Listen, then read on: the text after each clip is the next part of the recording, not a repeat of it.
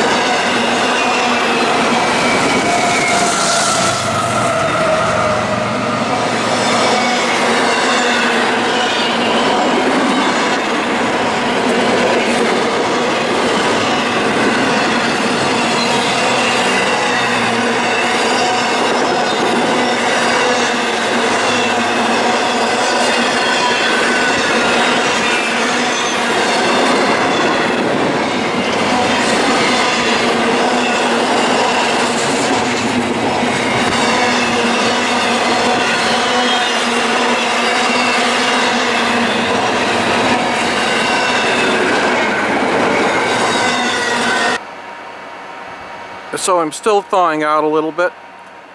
The MA&N should be passing by here at 50 miles per hour. And the lead is 2042, a Montreal Locomotives Works model 420W.